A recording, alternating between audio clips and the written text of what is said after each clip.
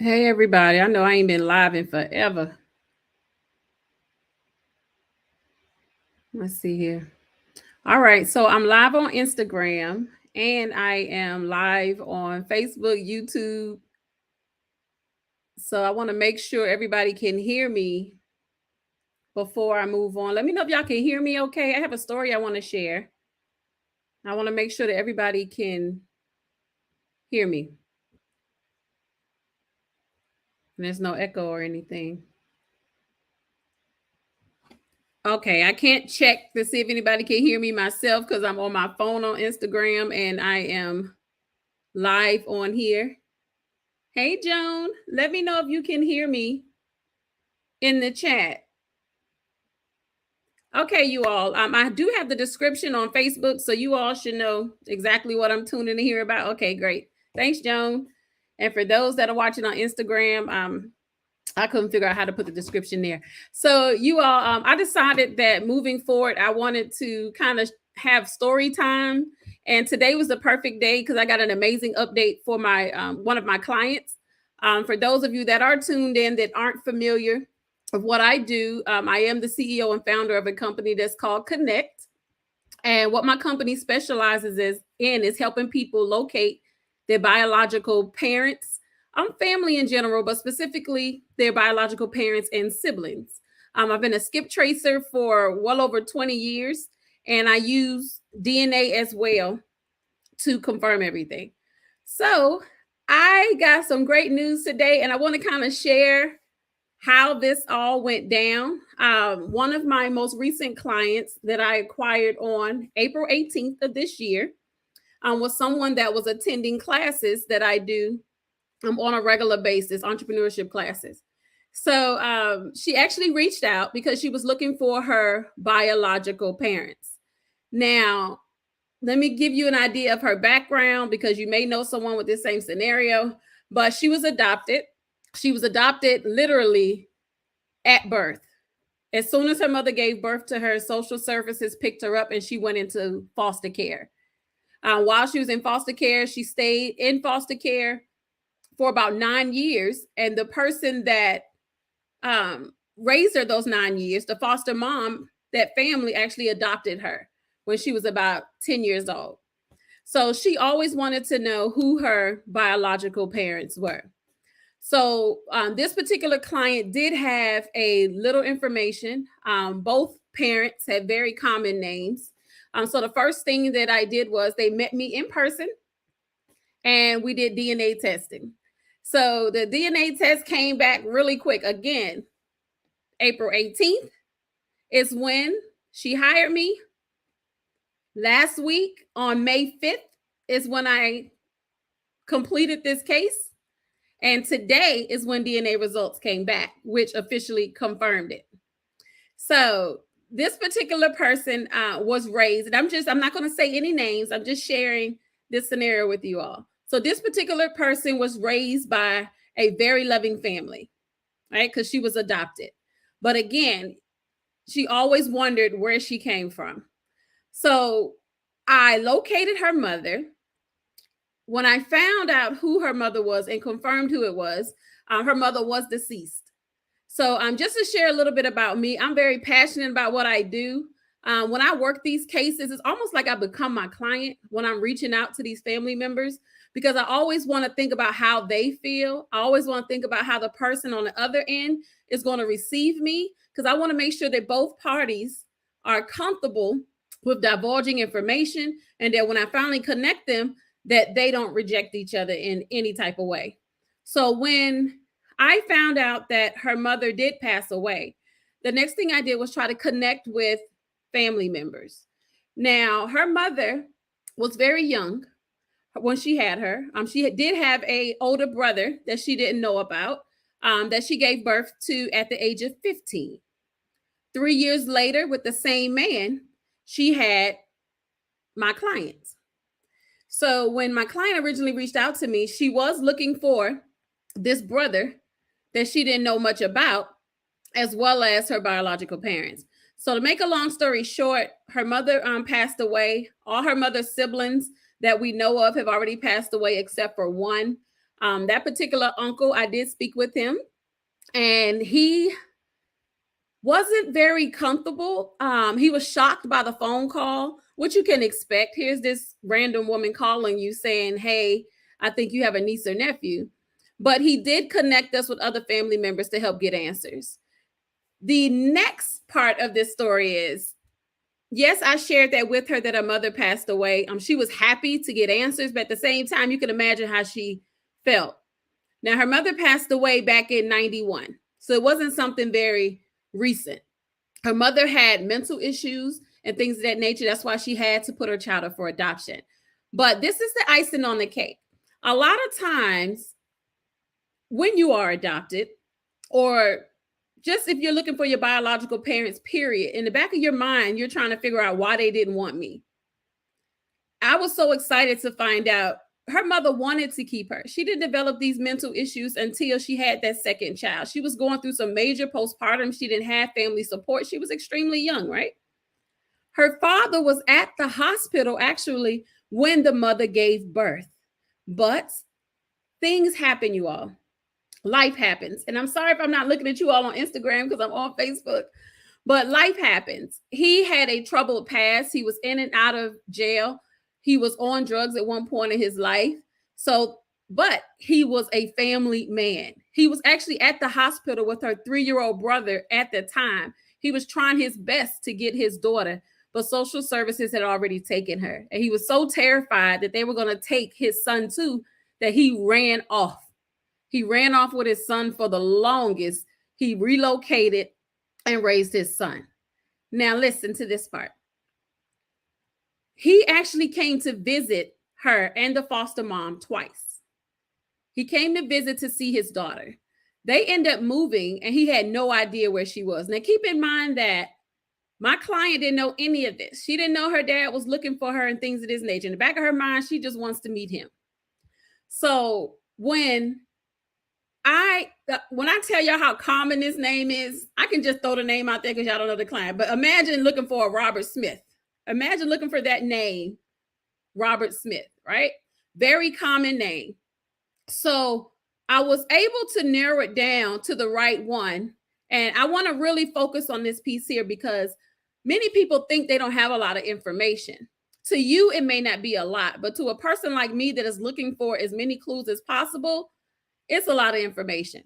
So I spoke with her adopted mother, just in regular conversation, just kind of drilling her just to see what she knew. And she was just talking.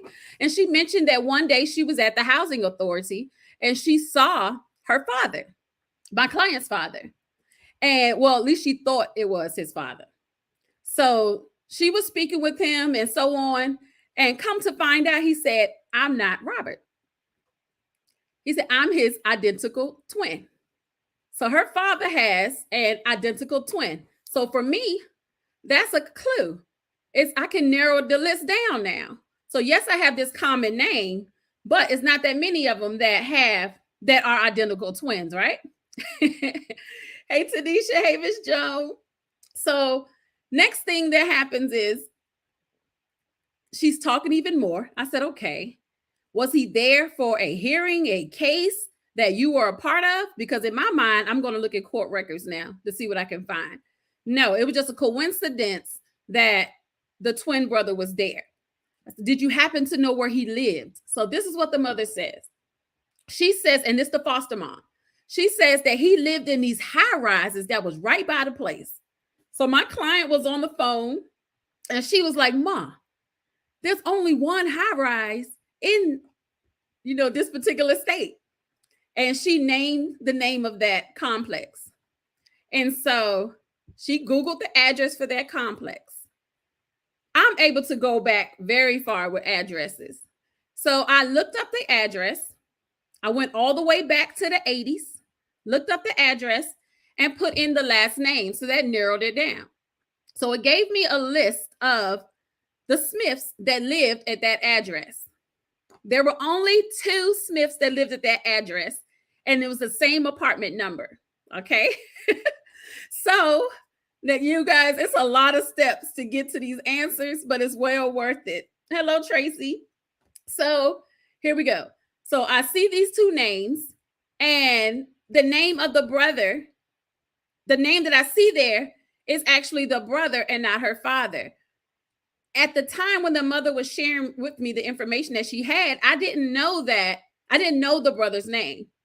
So I was still guessing at that point. So guess what I did? I did a thorough deep dive search on him, the name that was attached to that address, as well as the woman that was attached to that address. I ended up finding them all on social media, on Facebook. Now, while I'm on Facebook, guess what I'm looking for? The first thing I want to do is confirm that this man is a twin. That's what I'm doing. So I go to Facebook, I'm going through, and just a little tip that I do, instead of scrolling through hundreds of pictures, there's a feature that's right on your main profile page. And if you click on it, it's called search.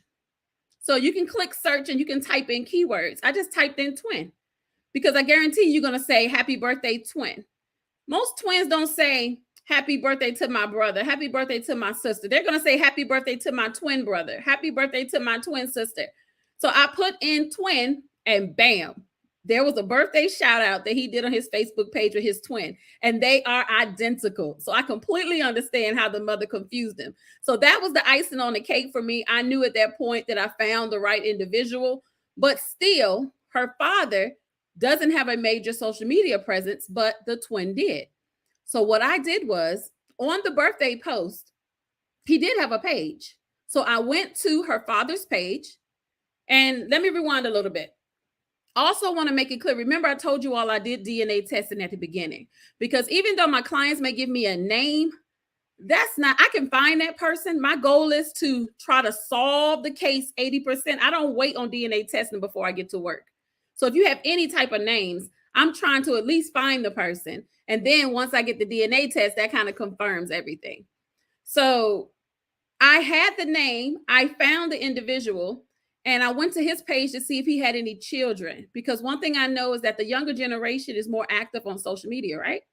So I found his daughter, hit her on Messenger. She didn't answer instantly. It was okay because I found her phone number and her address. I called her and she answered on the spot. And so when I called the individual, I'm not going to call and say, hey, I'm a private investigator for my client. I addressed him. I said, hey, I said, listen, this is not going to be a comfortable conversation. It's going to be kind of awkward, but I just want you to know that my good friend, I'm helping her locate her biological family. She was put into foster care at birth. She's very, anxious to find out who her family is, but at the same time, she's so fearful of rejection. So I'm calling on her behalf because I believe that you are her half sister. When I tell you this woman was jumping for joy. She said that her father has been talking about his daughter every day of her life. He has been begging his children to locate this daughter that he lost many, many years ago. He had no way to find her. Her adopted name changed when she was, her birth name changed when she was adopted. So they had no way to track her. He even said that, he said, one of my kids is an attorney. He said, one of my kids is a biochemist. He said, I got all these smart kids, but can't none of them find my daughter. It was hilarious. But she was so happy. I was on the phone with her sister, and then I text my client and I say, hey, listen, I'm on the phone with your family. And she got on the three-way call. So while we were on the three-way, she was just shocked. She was just in shock mode. She couldn't believe that I had her family on the phone this quick. Again, I just got this client April 18th. So she was totally shocked. Her and her sister hit it off instantly. She was so pleased to know that her father has been looking for her as well, but kind of just gave up because he didn't know what to do. No one could find her or anything. And so guess who she talked to next? So this, let me tell you, all of this happened on May 5th. So on May 5th is when I identified who her father was and got her on the phone with her sister and her dad that day. She was ready to jump in the car and go meet him. Now she's thinking he's all the way on the East Coast. He is only 2 hours away. She had a cruise that she was selling out on the 8th, that's Sunday. What's that? The 7th. And so she decided, well, her father said, listen, go on your cruise, enjoy your cruise. When you come back, let's connect. So they are this week or next week, they'll be here in Atlanta. They're coming up to see her. They're going to come, meet me at New Black Wall Street so we can get a group photo. It's just amazing. But what happened today? Let me tell y'all what happened today. So today the DNA results came back, and she knew before me. So when I set up the DNA results, I put my client's email address and I put my phone number so we both get alerts. So she got the alert. She hit me up, said the results are back. And so when I look at the results, you all, I was floored by it. Keep in mind that her father has an identical twin. So identical twins have identical DNA. They have different fingerprints, but they have different DNA. So the first one on the list, normally based on the CM score, was about 1,500, it was 1,498. You would assume that that's either a half sibling or a full aunt or uncle. When I say half, it means that you only share one parent, right? When I say full, it means that it's both parents. So with that score, never in a million years would it have been a first cousin. But what it turned out is that that female is the child of the other twin. So in the system, it looks like she has a half sibling, but she's not. But that's just too much. But to make a long story short, today was the official DNA confirmation. All of his family, you can see all over the place in it. So it wasn't just a story about, hey, this is your dad. It truly is her father. We're going to take another step further and go ahead and have him take a DNA test himself. But we can see all his family there. So it's pretty much a sealed deal. So what she is really excited. She's still on her cruise. She'll be done in a couple days. She's on an 8-day cruise. So she's so ready to get back, connect with her family. And I can't wait to see her in person. But this has been amazing. So when I got that news this morning, even though I had already solved the case, it's nothing like it when that DNA hits the system and you're like, wow, this is it. This is definitely it. So her son, she has one child. Oh, I didn't tell y'all this other part. Not only, see, this is what happens when you work one case and find one person, it blesses so many other people. See, people take those DNA tests because most of the time they're taking it because they want answers. So when you help one person, it helps another person get a step closer to getting their answers. So not only did she find out who her mother is, her father is, now she has siblings. She has 16 nieces and nephews, 16 of them. Her siblings had a slew of kids. She just inherited this huge family. So you can imagine how emotional she is right now. I mean, she was crying on the call with her sister, had moments where she couldn't even speak. I'm sitting there crying because throughout the process, let me tell y'all something. It's been so many times that I've been talking to clients' family where I'm addressing myself as them. That's how connected I be to the process. They swear up and down. I'm like, oh, that's my sister. Oh, Lord, that's my client's sister. Because to me, the closer you are to the situation, the more you think, the further you go, the more passion you have. It's just a wonderful experience to bring people closure and peace of mind. Because one thing I know for a fact, some of my clients, I didn't know at the time that they hired me what they were dealing with in their household. I want to share one story with you guys, and I'll probably do a story time on this one at another time. But one of my clients reached out to me after I solved their case to tell me thank you. They were in a domestic violence situation at home. They were with an older man, and she didn't have her father. She remember seeing her father about 21 years ago, but she never met him or never connected with him. So we found her father. But what she told me is that because she got closure, she was able to leave her husband. She never left her husband and he was abusive. He was beating on her and everything. So she never left the situation because she wasn't financially able to take care of herself.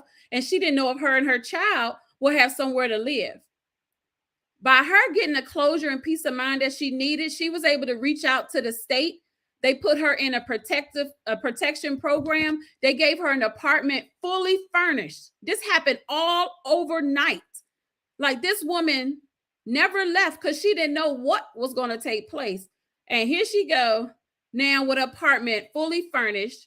She's receiving funds from the state. She was able to get a fresh start and get away from that man. So you guys, trust me, what we're dealing with in our lives today, when we choose not to take that next step in life, it's because of something that was going on in the past. And what I love about what I do is it just brings closure and peace of mind to people. And once they're able to close that chapter of their life and open up another one, things change. But I just wanted to come live. I don't go live a lot. I'm gonna start going live more often. But I'm trying to figure out a way to share these stories and still protect my clients. Some of them are very open to sharing, but with others, you want to give them time to heal and connect with the family. So I feel like if I do it in this style, I can still inspire and educate and give tips, but still protect my clients. So thank you all for listening. Y'all have a blessed one. Let me know in the chat what y'all thought about this particular story. They are coming to see me in person and take a group picture. As long as I have permission, I will post that picture so you all can see them connect together. And that's about it. Good morning, Natasha. All right, you all have a blessed one. Bye-bye.